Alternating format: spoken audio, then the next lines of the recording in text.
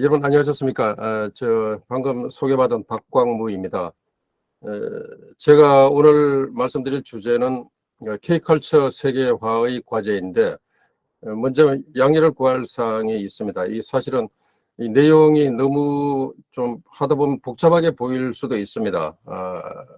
그리고 또 용어들이 좀 너무 난해하다고 보여질 수도 있습니다. 그것은 문화 분야가 단순한 예술 장르인 시대를 지난 지 오래됐거든요. 그러면서 이제는 그 부가가치 창출의 핵심 분야가 또 문화 영역이 되기도 하였습니다. 그러면서 타 산업과 또 타 업종과 함께 하거나 또 그러한 타 산업이나 업종을 견인하는 분야가 되기도 하였습니다. 그리고 너무 빠르게 변화하고 또 유행에 매우 민감합니다. 그리고 트렌드가 매우 변화무쌍하게 이렇게 또 나아가고 있습니다. 그래서 오늘 좀 최대한 알기 쉽게 표현하려고 해봤지만은 이 언어 순화가 잘 안 되고요. 너무 많은 이 젊은 분들이 또 많이 참여하고 이렇게 하다 보니까 저희들이 이해하기가 좀 어려운 부분이 있을 수도 있다라는 것을 좀 감안하시면서 들어주시면 되겠습니다. 그럼 한번 시작을 해보겠습니다. 다음 장. 오늘 말씀드릴 내용은 그 K컬처에 대한 개요를 좀 말씀을 드리고요. 그리고 20세기 말에 한류가 시작된 부분부터 그 한류가 확산되고 또 팬데믹이 일어났고 그 이후의 변화를 간략하게 살펴보면서 K컬처의 기반은 결국은 콘텐츠 산업과 연결이 되는데 그것이 현재 어떻게 되고 있는지 그것을 좀 구체적으로 살펴보고 K컬처의 내용적인 부분은 결국은 콘텐츠 산업으로 연결되지 않는가라고 저 나름대로 이렇게 생각을 정리를 해봤습니다. 그래서 이 콘텐츠 산업이 현재 약진하고 있다라고 말씀을 드릴 수가 있고 그러한 가운데에도 분명히 과제가 있다라는 것입니다. 그러면서 그다음에 이제 문화 영역이 산업으로 접근하기 시작한 것이 김영삼 정부부터인데 이 산업적 접근이 현재 어디까지 와 있으며 또 그에 대한 문제점과 대책은 무엇인가 그리고 과제는 어떤 것이 있겠는가라는 식으로 말씀을 드려보겠습니다. 다음 장. K컬처를 이름만 내걸면 흥행이 되는 시대가 되었습니다. 지난 8월 달에 천안의 독립기념관에서 K컬처 박람회가 열렸었고요. 또 지난 6월 달에는 일본의 도쿄의 포드시티에서 서울특별시와 서울관광재단이 주최해서 서울 에디션 인 도쿄라는 주제로 제목으로 해서 그 글로벌 마케팅을 한 바가 있습니다. 이때에도 뭐 공연 내내 떼창과 환호가 있었고 3천여 명이 한꺼번에 몰리고 이렇게 했다고 합니다. 또 경복궁역에 가보시게 되면 5분 6분 출구 안에 그 지하철 그 역사 안에 그 무료 전시를 하고 있는데 K컬처 뮤지엄을 이렇게 만들어 놓고 있습니다. 여기도 가보시면은 상당히 그 여러 가지 영상 미디어라든지 볼거리가 많이 있습니다. 또 김포대학교 같은 경우에는 글로벌 K컬처 센터라고 운영을 하고 있는데 이 전문대학이지만은 이렇게 해서 K컬처에 대한 것을 학생들에게 이렇게 미래의 비전으로 해서 진로를 이렇게 개척할 수 있도록 이러한 형태로 운영을 하고 있습니다. 다음이요. 그러면서 또 한편으로는 21세기에 코리안 드림을 안고 달려오는 세계인들이 있습니다.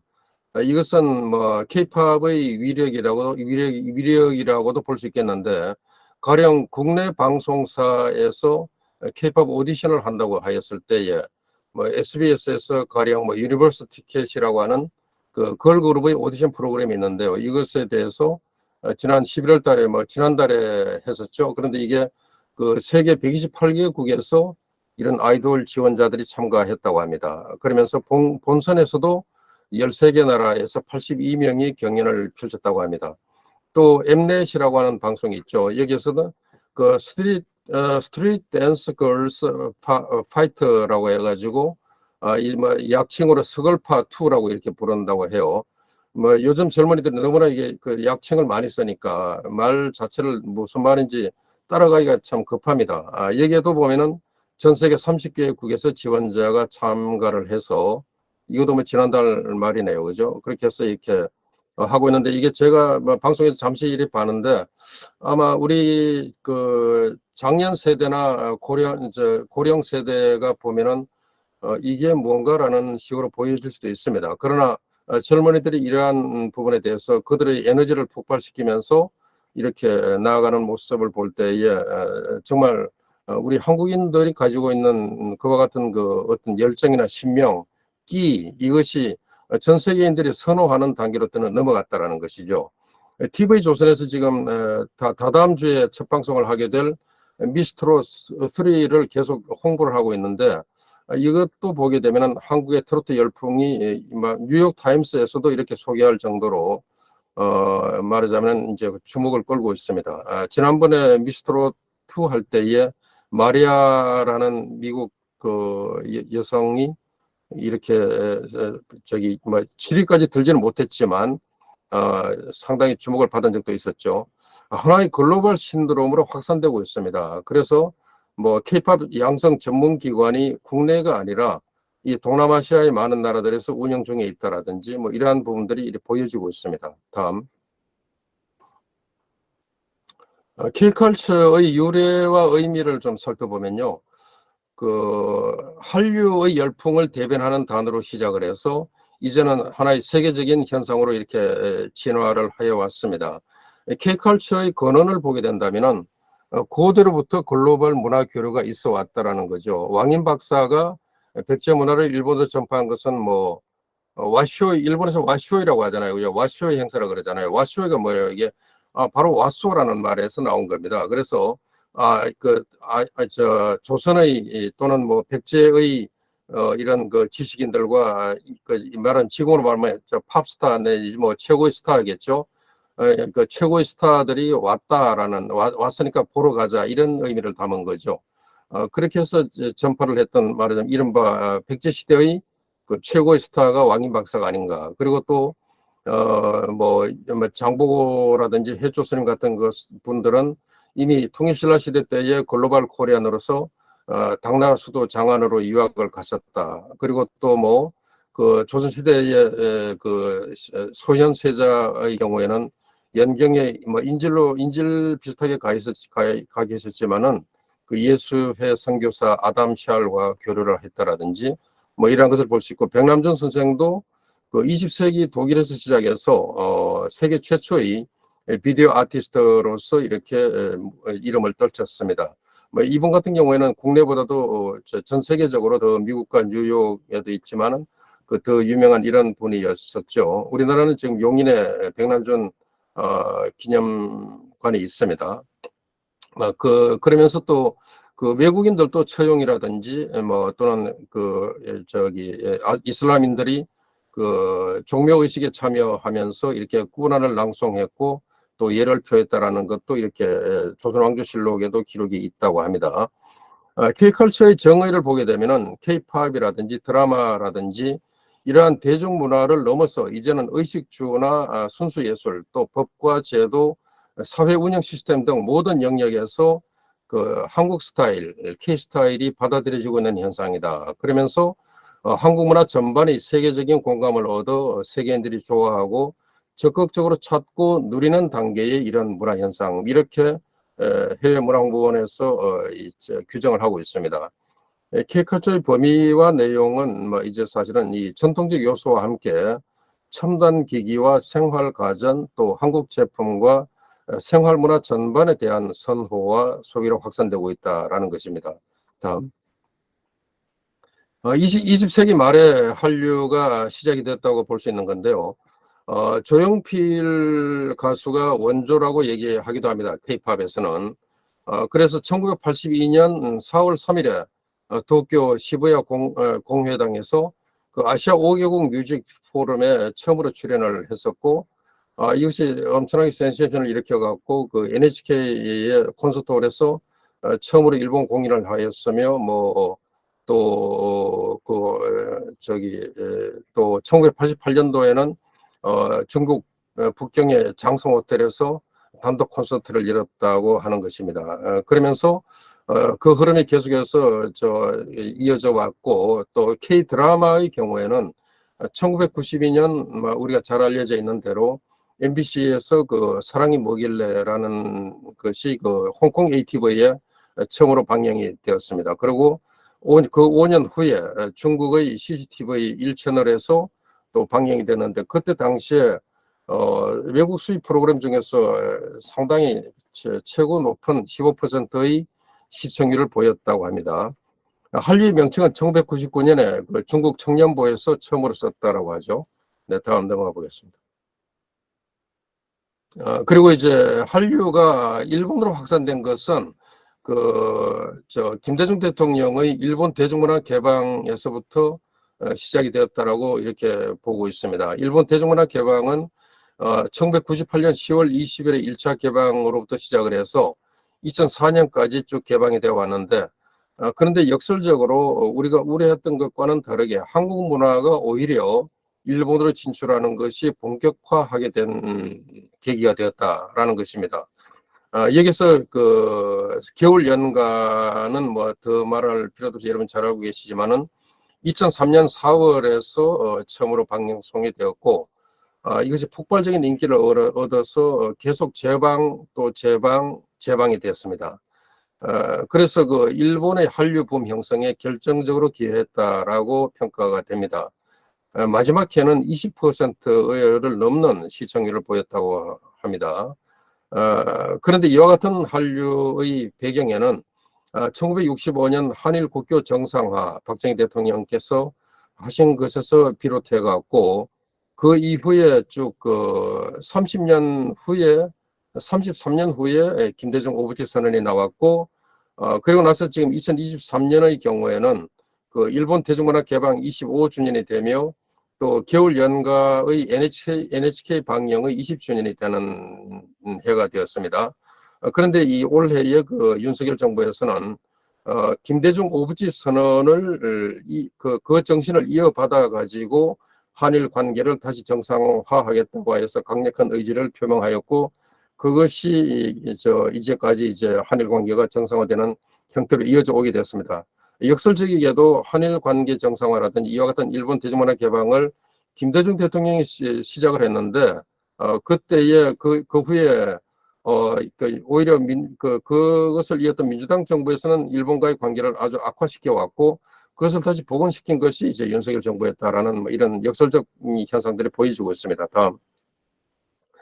그 한류가 확산된 것은 2003년도에 와가지고는 대장금이 이렇게 수출되었죠. 그리고 겨울연가도 수출되었는데, 뭐 겨울연가 이상으로 대장금이 그 세계 곳곳으로 이렇게 확산이 되었고, 심지어 뭐 러시아라든지 뭐 이스라엘, 사우디 이런 쪽으로 다 이렇게 나가가지고, 뭐 이란의 경우에 제가 2016년도에 이란을 가본 적이 있었는데, 상당히 우리 한국인이라고 하니까 엄청 반가워하면서 그 길거리에서 영어를 많이 잘 쓰더라고요. 그렇게 해서 소통도 되고 친근감을 표하는 것을 봤습니다. 이상한 변호사 우영우 같은 경우에는 그 작년도에 그 ENA 방송에서 방송을 했는데 17.5%의 엄청난 그 시청률을 올렸었죠. 그런데 그 이후에 금년도에 와서 그 미국의 국제 에미상 베스트 드라마 후보에 랭크되기도 하였습니다. 가수 B에 대하여도 2006년도에 그 이렇게 이름을 떨쳤었고요. 또는 뭐 그 후에 또 보게 되면 2010년도에 와서는 소녀시대, 이런 식으로 해서 한류가 아시아를 넘어서 전 세계 전 세대로 확산이 되었다. 그리고 실력과 스타일에서 독특한 매력과 차별성을 지닌 문화로 자리매김하게 되었다라는 것입니다. 이와 같은 성공 요인은 뭘까라는 건데요. 가족 중심의 가치관, 그리고 자극적이지 않는 따뜻함과 행복함의 스토리가 이어지는 것, 그리고 또 끊어지지 않고 후속작이 나오는 것, 또 몰입과 감성의 힘이 있고 작품의 깊이를 더하는 이런 한국인의 한도 이렇게 새롭게 풀어나가는 그와 같은 것들을 보고 있습니다.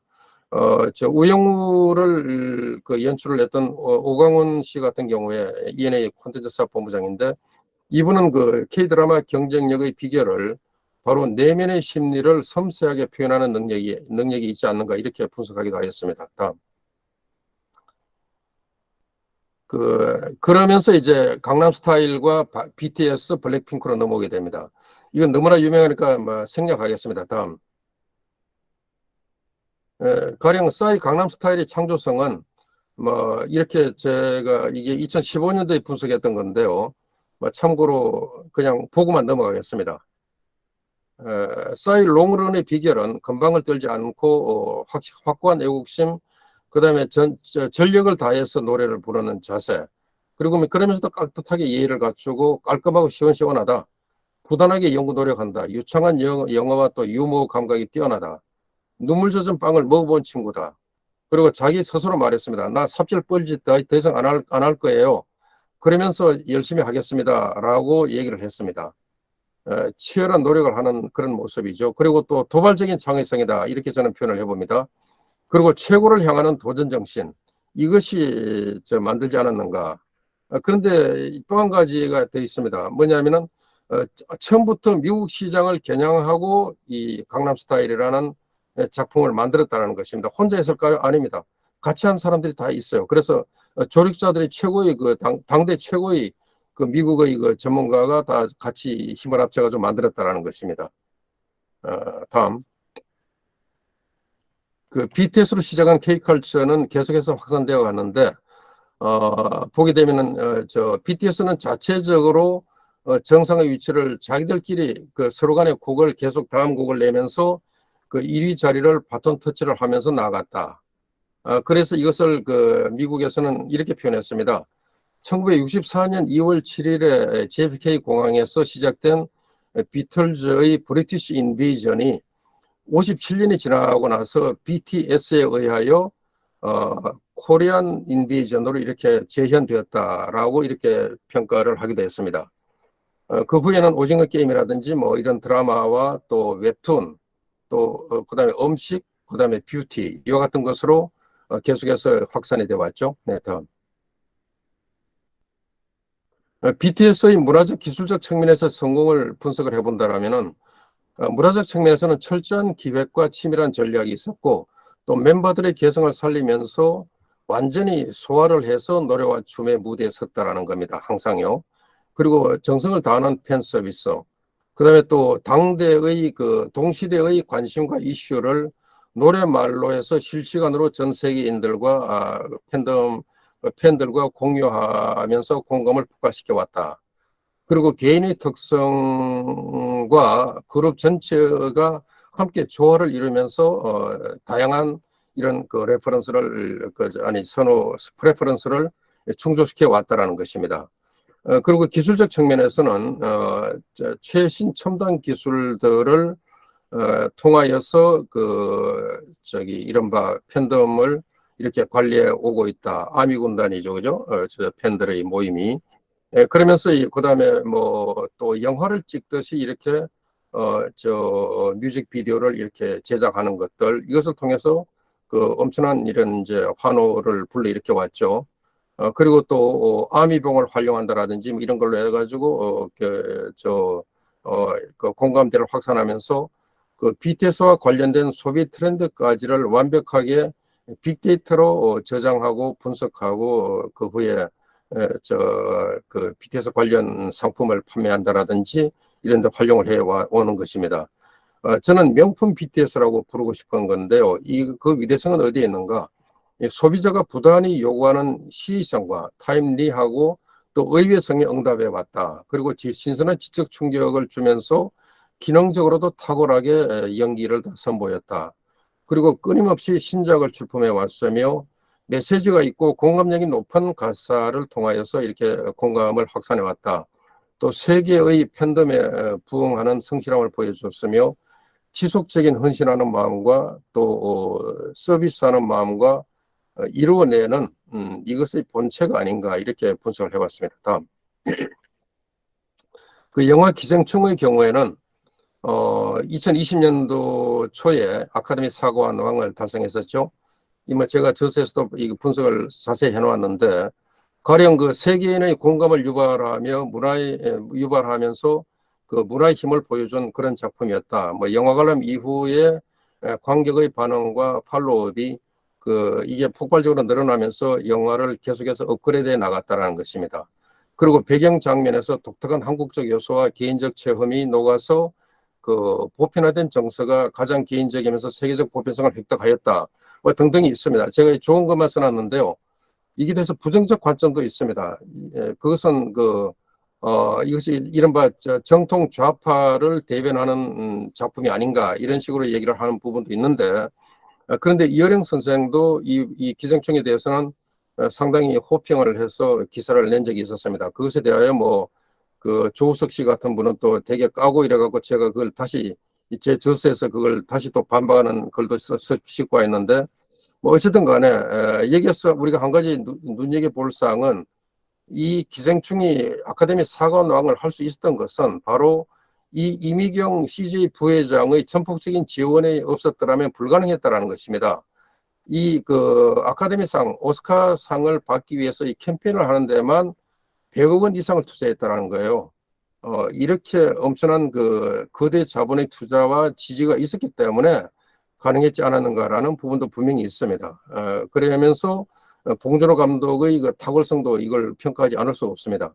완벽한 스토리보드를 만들었고, 이것은 정말 스토리보드를 보면요, 영화 장면 하나를 미리 다 만화를 그리듯이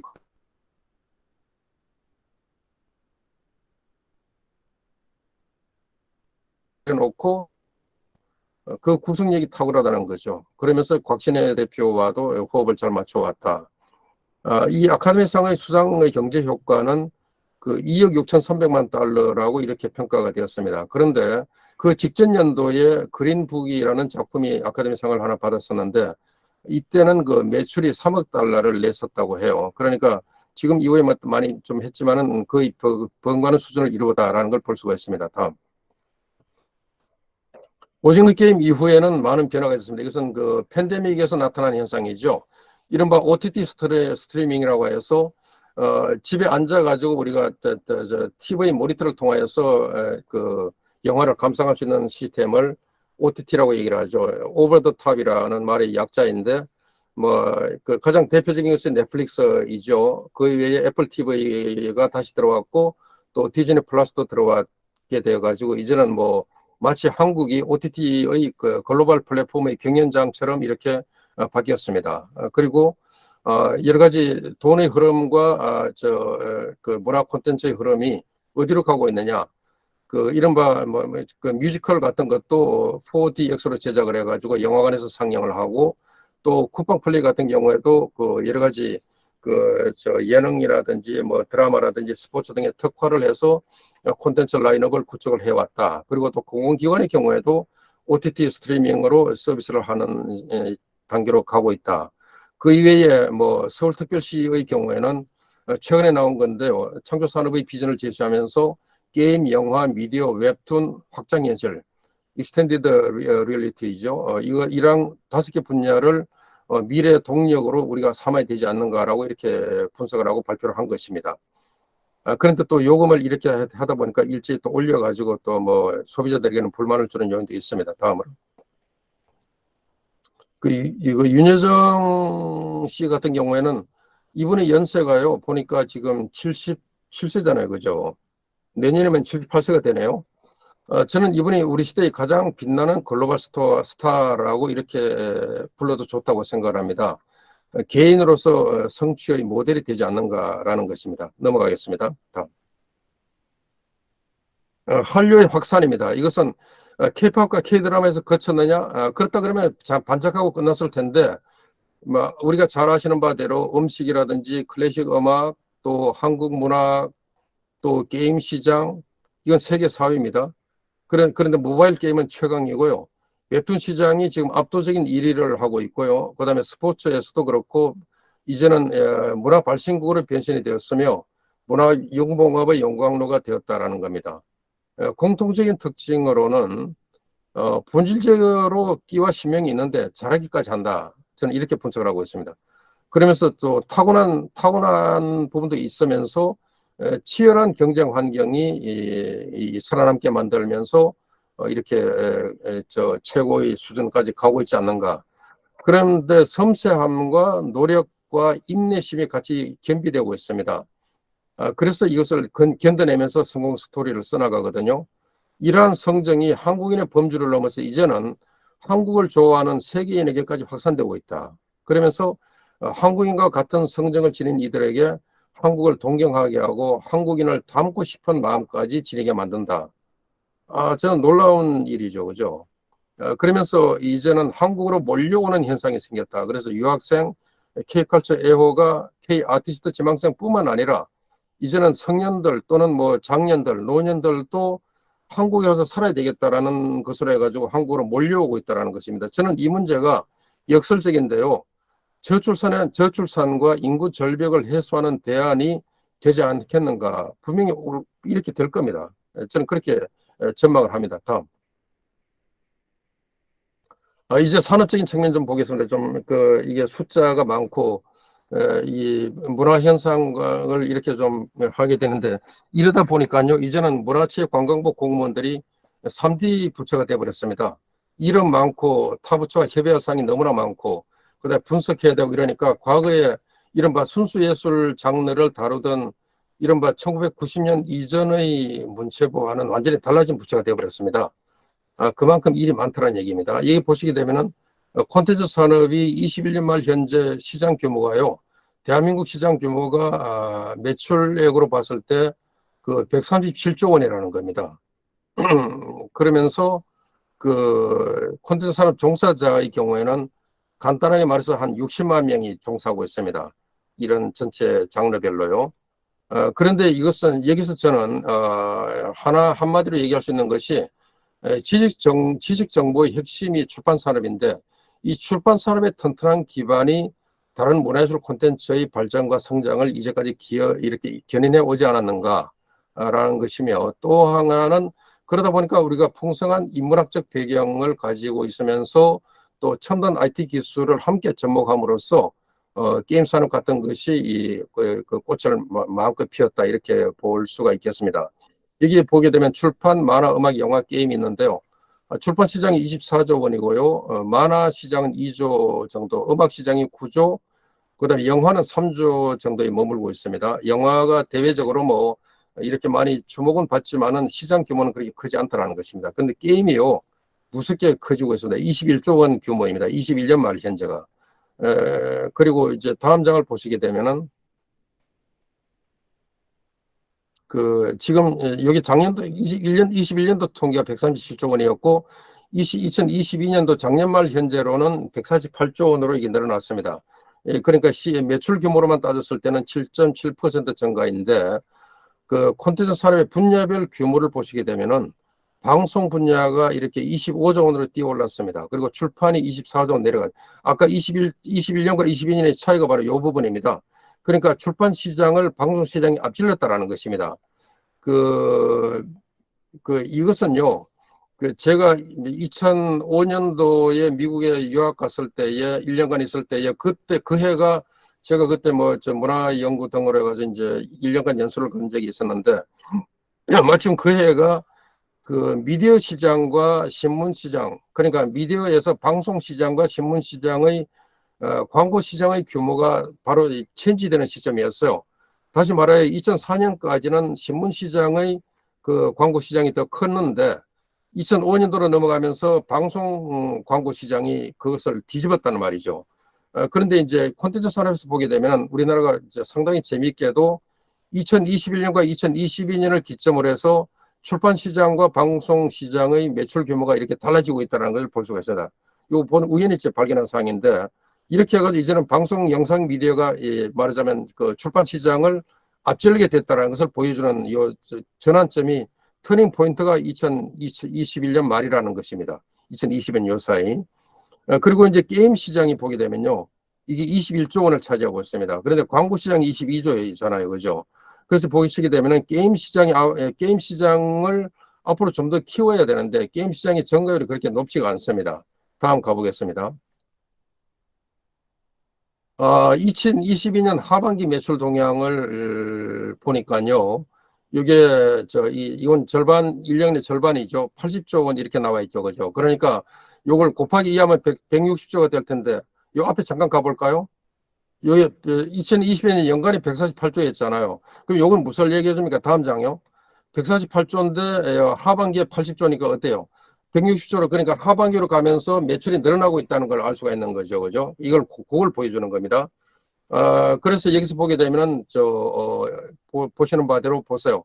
하반기 매출이 보면은 방송, 광고, 출판으로 순위가 바뀌죠. 아까 2022년 전체로 봤을 때는 방송, 출판, 광고였는데 또 갑니다. 다시 말하여 방송, 영상과 광고 이와 같은 그 시각적 콘텐츠의 매출이 계속 압도적으로 높아지는 것을 볼 수가 있다는 것을 나타내는 지표입니다. 전년도 동기 대비 정감률을 보더라도 광고 시장이 압도적으로 늘어나고 있고 33.7%, 그다음에 음악 시장, 영화 시장 이렇게 되면서 보시게 되면 게임 시장이요. 여기는 지금 마이너스 2% 나와 있는데 요거는 게임 시장이 왜 이렇게 됐는가라는 것은 그 중국이 이른바 한국에 대한 그 한한류로 규제하는 것하고 관련돼 있는 부분입니다. 요건 다음에 가보면 게임 시장의 규모가 국가별 규모가 나오는데요. 다음 넘어가 보겠습니다. 지역별 수출의 현황인데요. 중화권이 압도적으로 많습니다. 42조, 아니, 1100만 10억, 42억 달러. 그죠? 그러니까 지역별 수출액으로 봤을 때에 중화권이 42억 달러이고, 그 다음에 일본이 18억 달러, 동남아 22억 달러, 북미 지역이 15억 달러를 보여주고 있습니다. 그 총력으로 118억. 자, 여러분, 콘텐츠 산업 하나로 118억 달러 수출을 하고 있는 거예요. 그 중에서 중국이 차지하는 비중이 이렇게 높다라는 것입니다. 42억 달러 정도 되니까. 다음. 콘텐츠 산업의 연간 수출 규모를 보시게 되면 이렇게 해서 124억에서 저기 2021년 말에서 2022년 말로 넘어가면서 약 한 6.9%, 7% 정도의 증가가 있었는데요. 제가 이걸 어느 정도 되는가를 쉽게 하기 위해서 한번 비교해 봤는데, 우리나라가 1977년 12월 말 현재 수출이 대한민국 수출이 100억 달러를 돌파한 시점이 1977년입니다. 55년 전이죠. 그리고 작년 말 현재 수출을 비교해 보면은 총 수출이 6,800억 달러이며 이 중에서 가전 분야가 총액이 80억 달러 수출이랍니다. 전기차가 지금 상당히 주목을 끌고 있는데 세계 전기차 시장, 전기차를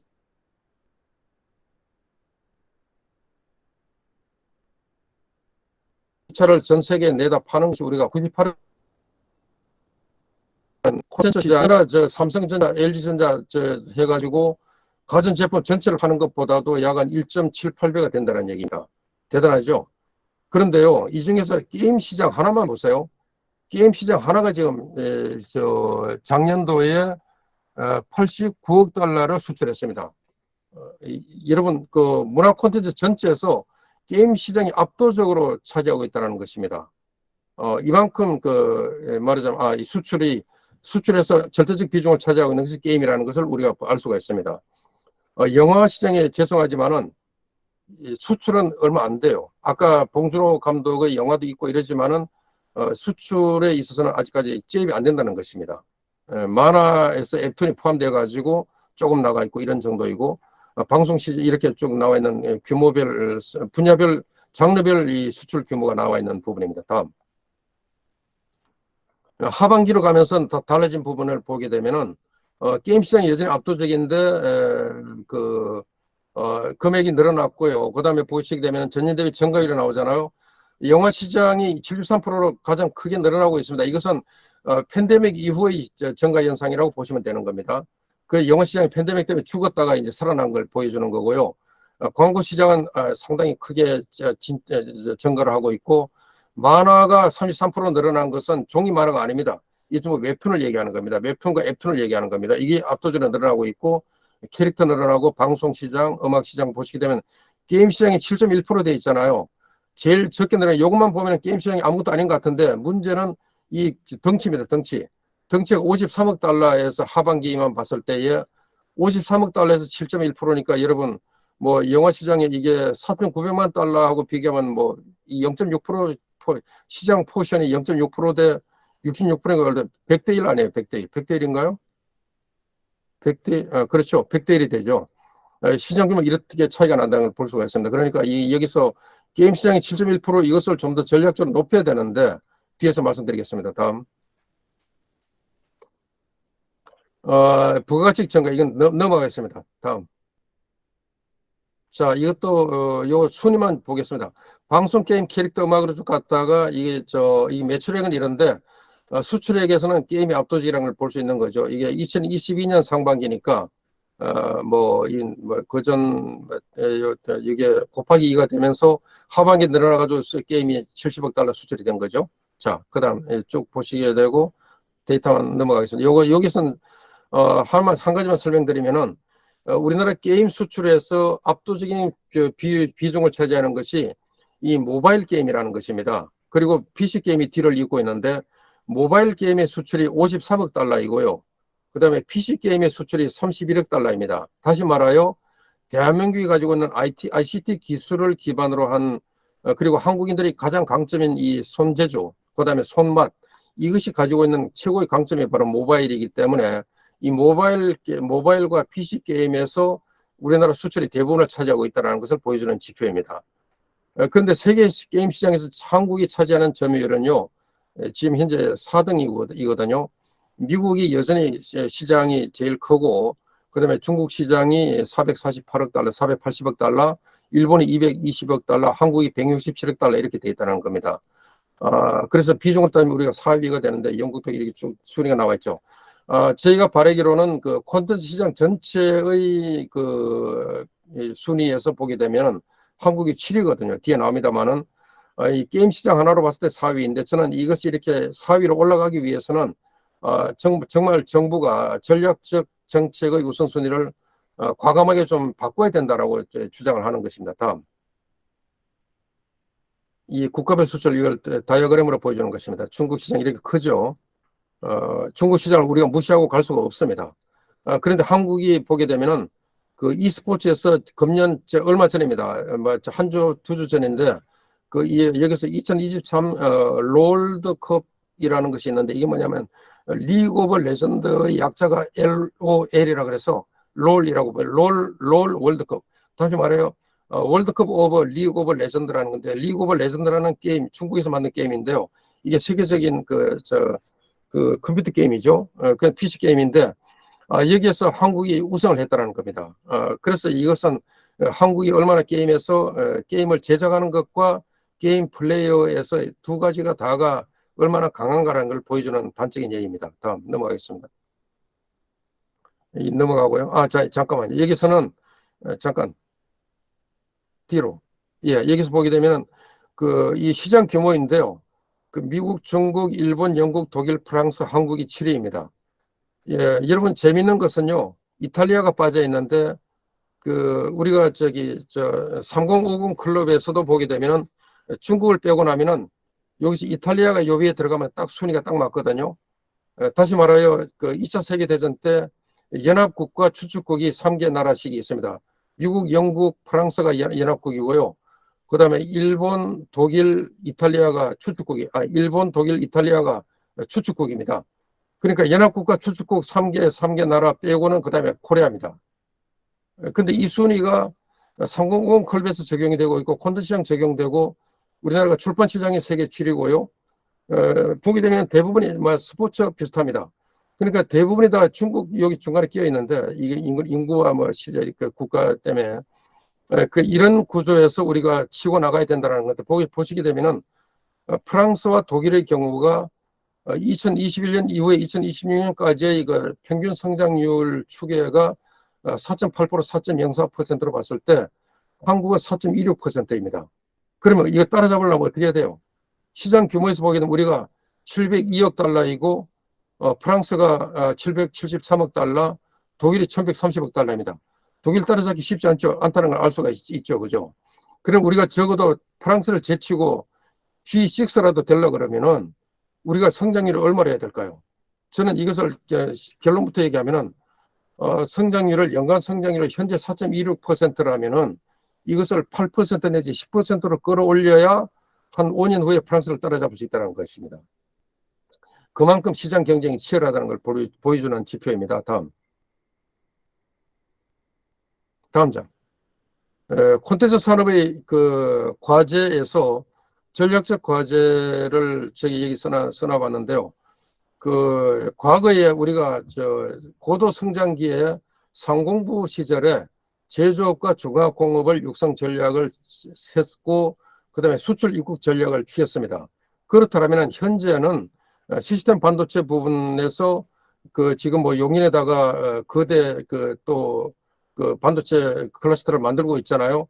그 이것과 마찬가지로 콘텐츠 산업 분야에서도 집중 관리 전략을 해야 되지 않냐라는 것입니다. 시장이 커지고 있는데 왜 이걸 가만 놔두냐 이거예요. 그래서 가칭 국가 콘텐츠 산업 육성위원회를 가동을 하고, 그다음에 콘텐츠 산업 육성 5개년 계획을 짜며 대통령이 주재하는 콘텐츠 산업 점검 회의를 한다라든지 이런 걸 해가지고 중화공업이나 그 반도체 시스템 반도체 못지않게 이 시장을 키워야 될 거 아니냐 이런 얘기입니다. 다음. 여기서 콘텐츠 산업 성장률과 세계 시장 점유율 제고 방안을 적어봤는데요. 국가 전략 정책의 최우선 순위로 관리를 하자. 규모의 경제 효과를 도모하며 우세업종을 전략적으로 지원해야 한다는 것입니다. 게임, 방송, 캐릭터, 애니메이션 출판, 그다음에 웹툰 이러한 것들을 장르별 특성을 살려가지고 우세업종에 대하여 차별화된 전략적 지원을 해야 된다는 것입니다. 그다음에 또 한 가지는 이게 수출 대상국이 있는데 대륙별 그리고 장르별 맞춤형 정치 지원을 해야 된다는 거죠. 그다음에 전후방 연관 효과를 이끄는 업종 간 산업 간 연대와 제휴가 필요하다는 것. 그다음에 이건 밑에 건 얘기했고요. 그래서 여기 아까 말씀드렸지만은 그 6위인 프랑스를 수년 안에 넘으려면은 최소한 현재의 4% 성장률의 더블치기로 해가지고 이 전략적으로 지원을 하고 여건을 조성하고 업계가 노력을 해야 되지 않냐라는 것입니다. 다음. 요 산업에서 지금 현황을 보게 되면요. 이 간단치 않습니다. 이 어마어마한 일들을 이제 하고 있어요. 이런 성장 기반 조성, 그다음에 융합 신기술 이런 산업, 또 지역 콘텐츠 육성, 뭐 맞춤형 금융 지원, CT 육성, 공정 생태계를 조성하는 것, 글로벌 시장 진출을 확대하는 것, 저작권 보호와 저작물 이용 활성화 안 하는 게 아니에요. 엄청나게 잘하고 있습니다. 다음 장. 지난 30년 동안 지속적인 발전을 거듭해왔고 매우 정교하게 이 산업적 접근에 대한 지원 정책을 체계화해 오고 있습니다. 그래가지고 현재 7대 문화산업 국가로 랭크되어 있다는 거거든요. 이게 1994년 5월 4일 문화산업국 설치 이후입니다. 근데 문제는 제가 보는 관점에서 시장 점유율과 성장률이 고작 상태에 있다는 것입니다. 그리고 종전에 나눠먹기식의 지원 지책을 해옴으로써 차별화와 선택과 집중 지원이 되지 않고 있다.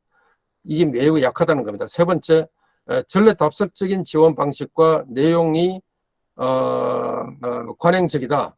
그 다음에 창의와 혁신적인 노력이 좀 나태하지 않느냐 이런 비판을 할 수가 있습니다.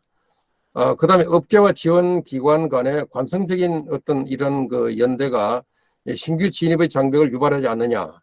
또 지난 30년 동안 망라적인 지원 정책 모든 걸 다 골고루 지원한다라는 것, 그리고 인크리멘탈리즘적인 이런 확대가 과연 적절하냐라는 비판을 할 수 있다는 것입니다. 다음. 그래서 어떻게 극복할 것인가? 다 돼가네요. 이것을 극복하는 대책이 전략적 우선순위를 과감하게 조정하자.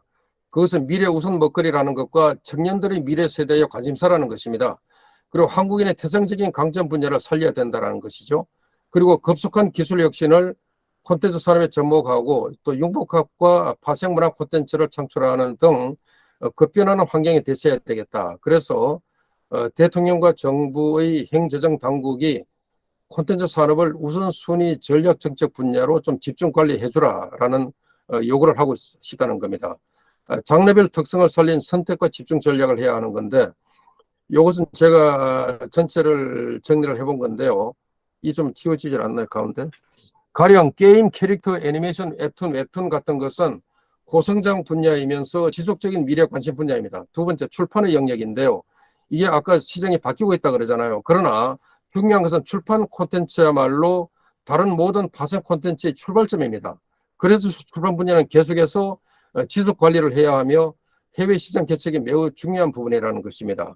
출판 시장을 팽개칠 일이 아니라는 거죠. 왜냐하면 우리나라는 이만큼 디지털로 가 있지만 전 세계 많은 나라들이 아직까지도 아날로그 시대에 있는 나라들이 대부분입니다.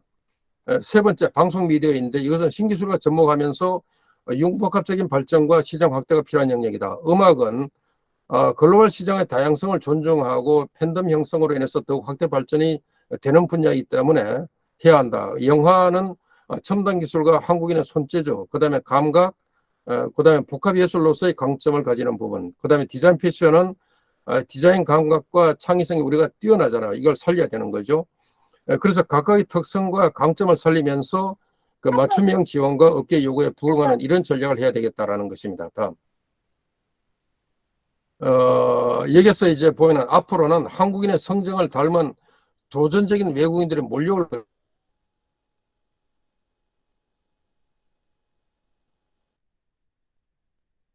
것입니다.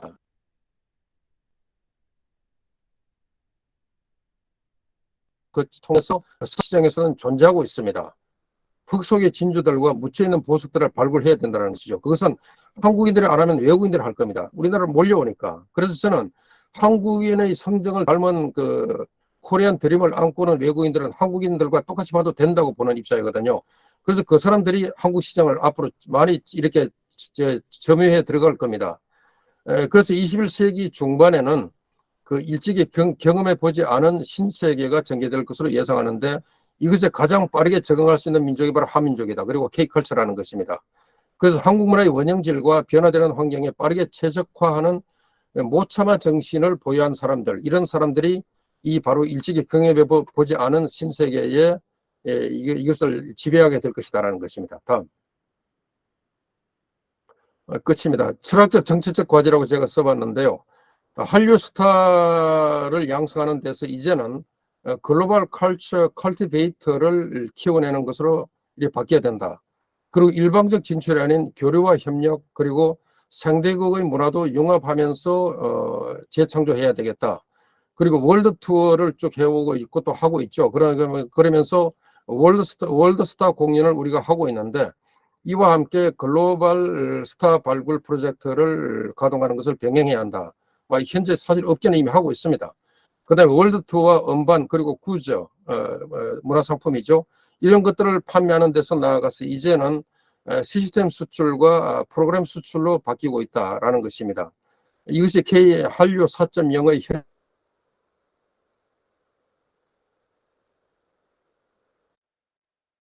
현지화 전략.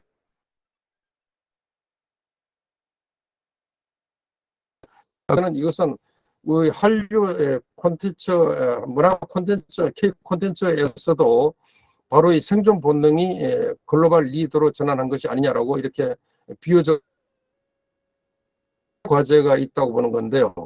무엇을 위해서 하는가, 무엇을 위해서 연기하는가 해야 한다는 것입니다. 그것은 몰입을 통하여서 딥싱킹이죠. 여기에서 창의와 발명과 통찰을 얻을 수 있다. 그리고 실천 행동과 남다른 연습과 훈련, 그리고 부단한 신기술 개발, 그 다음에 신무기 장착,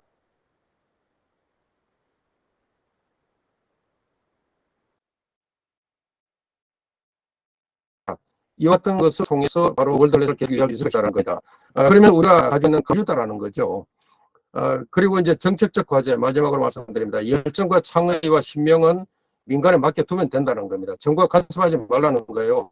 정부는 뭘 가고 저작권을 보장 보호해주며 그다음에 글로벌 장벽을 해소하기 위해서 국제 역량을 강화하고 글로벌 연대의 중추가 말 뿐만 아니라 이것을 실제로 하도록 해야 되며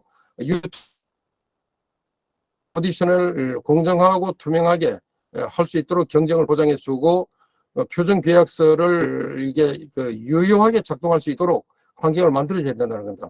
표준 계약서 만들어 놓으면 뭐예요? 이면 계약하는데. 그래서 이것이 기본 환경을 안정화시켜줘야 된다. 이와 같은 부분에서 정부가 역할을 해줘야 된다는 것입니다.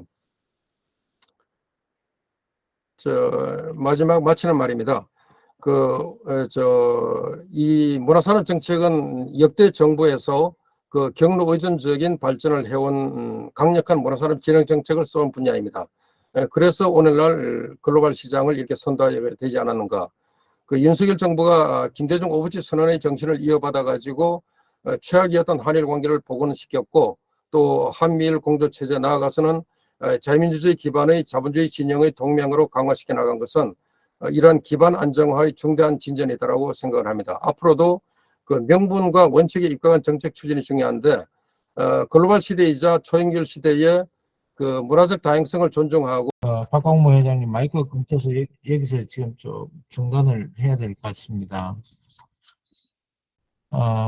지금 우리 박광무 회장님께서 지금 한 50분 이상 정도 K컬처의 세계화 과제 그리고 우리가 가져가야 될 정책 방안에 대해서 아주 뜻깊게 이야기를 해 주셨습니다.